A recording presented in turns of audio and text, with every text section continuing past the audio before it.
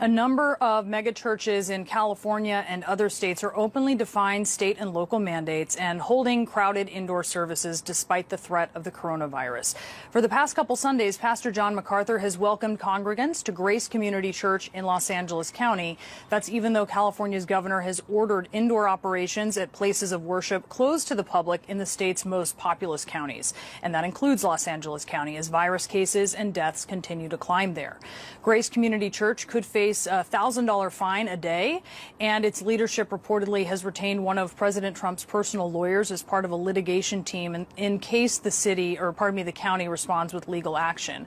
On the final Sunday of July, Pastor MacArthur told his congregants that there is a time to obey law, but that obedience cannot override one's duty to God. We must obey God rather than men. Does this mean we have no responsibility to our leaders? Not at all. God has ordained human government for the peace and well-being of temporal society. When orders come, however, to us that contradict the orders of our King, we have to obey God rather than men. Pastor John MacArthur is joining us now. Pastor, thank you so much for being with us. Oh, it's my pleasure, Brianna. Glad to be here. And I know that you have been concerned that spiritual health is being sacrificed to physical health. Can you tell us about your concern? Well, just one way to illustrate that, Brianna, is the fact that every Sunday in the life of this church for decades, we have had 4.5 hours every Sunday of training of children, 3 hours in the morning, an hour and a half in the evening. For 6 months, we've had no classes for children. We teach them the Bible. It's very, very critical for their young lives. The parents miss that. The children miss that. Maybe they're the most precious reality in this church. This church is not sort of a TED Talk kind of church. It's not really just a gathering of adults. It's a fully generational, multi-generational experience all through the week and culminates on the Lord's Day. So all of that has been shut down.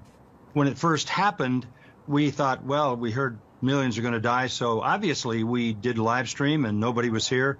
But as the weeks went on, people started slowly coming back, and they just kept coming and coming until last week there were 6,000 or 7,000. That's 2 weeks in a row. It isn't that we mandated it. It isn't that we told them to come back.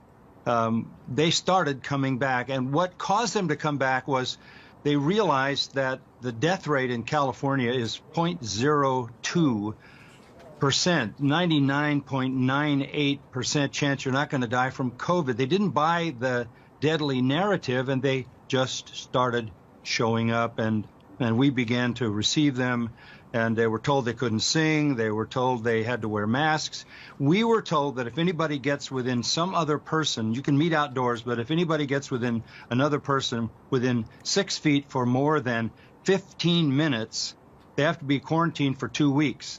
Well, how do you navigate that with 6,000 people? So if you get within someone who is tested positive, you mean?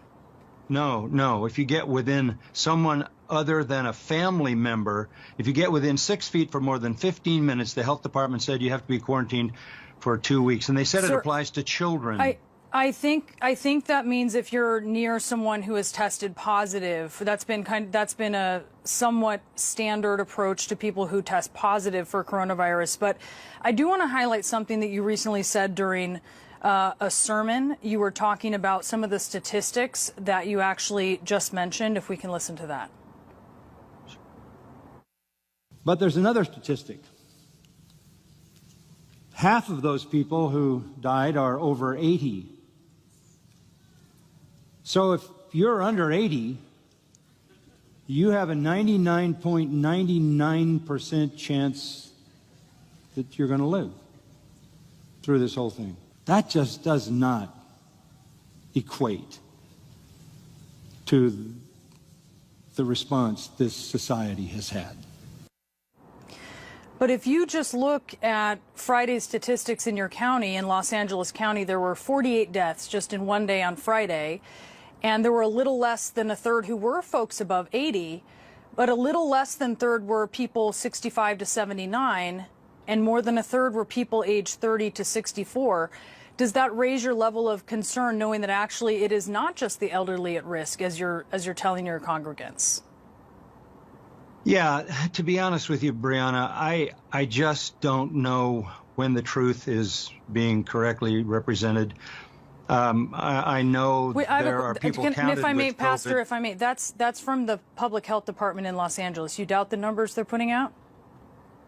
Yeah, I actually do. I think they're having trouble in the state of California. The governor just declared that he was firing the state health director because the system, the computer system, had miscounted all kinds of things. So the whole state is in an uproar. And then he came out and said, we obviously can't ease up because we don't even know what the numbers are. So it's so chaotic. But the bottom line is, in people's own life experience, they're not seeing these kinds of things in any abnormal sense. And they came back on their own volition because this is the most essential thing in their life.